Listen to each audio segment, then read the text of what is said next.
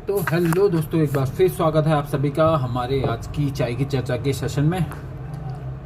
तो दोस्तों, मैं आज आपको फिर से एक कहानी बताने वाला हूँ, बहुत इंटरेस्टिंग, बहुत मज़ा आएगा आप लोगों को सुनने में। तो चलिए स्टार्ट करते हैं, ठीक है। तो दोस्तों, कभी कभी कुछ जगहें ना केवल मिट्टी, पत्थरों, ईंट आदि से नहीं बनती। कई जगह ऐसी होती हैं जहाँ सदियों की कहानियाँ, कई राज और कई चीखें छुपी होती हैं। और ऐसी ही एक जगह है राजस्थान के दिल में बसी हुई, जिसे कहते हैं कुलधारा गांव। कहा जाता है कि ये गांव आज से 700 साल पहले सबसे संपन्न गांव हुआ करता था, जहां पालीवाल ब्राह्मण लोग रहा करते थे। जहां सुनहरी रेत के बीच में हवेलियां, कोठियां, स्वादिष्ट जो हमारे खजूर होते हैं, खजूर के बगीचे और खेती बाड़ी हुआ करती थी। सब कुछ था इस गांव के पास।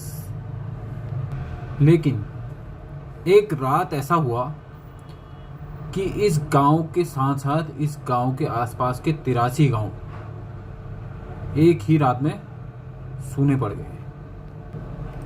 सारे गांव खाली हो गए रातों रात। वहां के लाखों कदमों की आहट बिना किसी आवाज अचानक से थम गई। तो ऐसा क्या हुआ कि पूरा गांव और पूरा समाज रातों रात अचानक से गायब हो गया। कहते हैं कि उस दौर में जो वहां के दीवान थे, सलीम सिंह, वो सत्ता के नशे में बहुत चूर थे। तो उनकी नज़र जो कुलधरा गांव था, वहाँ की एक ब्राह्मण युवती पे पड़ी, जिसको वो अपने महल में ले जाना चाहते थे और उसके लिए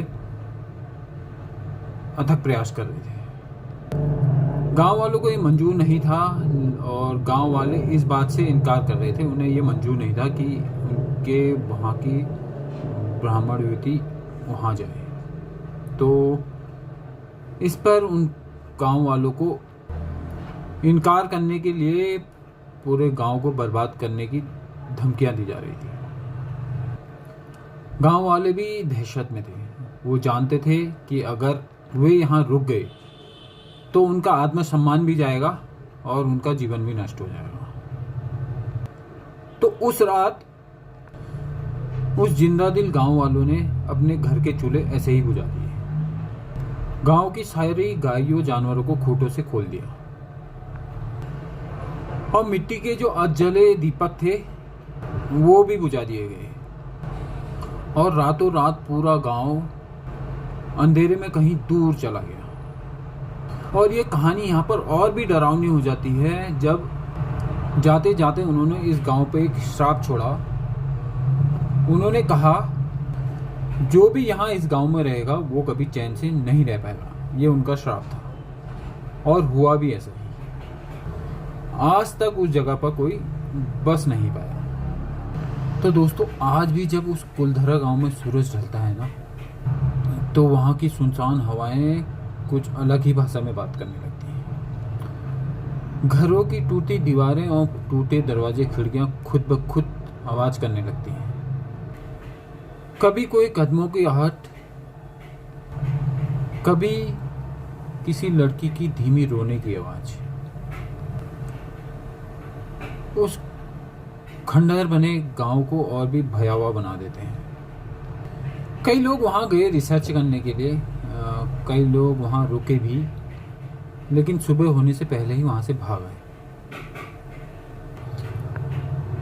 जितने भी लोग वहाँ गए रिसर्च करने या इसकी खोज करने कि ऐसा क्यों हुआ, उनका कहना ये था कि वहाँ कोई है जो दिखता नहीं लेकिन महसूस होता है।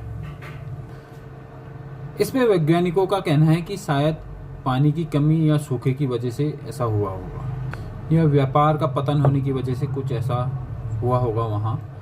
लेकिन अचानक से रातों रात 83 गाँवों का अचानक से गायब हो जाना आज भी एक रहस्य है, जिसे कोई आज तक सुलझा नहीं पाया। और कुलधरा गांव आज भी एक मूक गवाह की तरह अपने खंडहरों के बीच पर खड़ा है, जो हमेशा हमें ये याद दिलाता है कि कभी कभी डर भूतों से नहीं, अन्याय से पैदा होता है, जिसे इंसान झेलना नहीं चाहता। तो दोस्तों, कुलधरा सिर्फ एक घोस्ट विलेज नहीं है, बल्कि वो जगह है जहां इंसान हारे नहीं, पर इंसानियत वहां जीत कर चले गई। और ये जगह ना आज भी राजस्थान में पुरातत्व विभाग द्वारा संरक्षित है। आज भी वहाँ खंडहर, कुएं, गलियाँ, मंदिर आदि के निशान देखे जाते हैं। तो दोस्तों, ये थी आज की चाय पे चर्चा पर एक छोटी सी कहानी। आशा है कि आप सबको पसंद आई होगी। अगर आपको पसंद आई तो हमें लाइक करें, सब्सक्राइब करें और हमारे कंटेंट को शेयर करें। फिर मिलते हैं आपसे अगले व्लॉग में। आप सभी का धन्यवाद। नमस्कार। जय हिंद।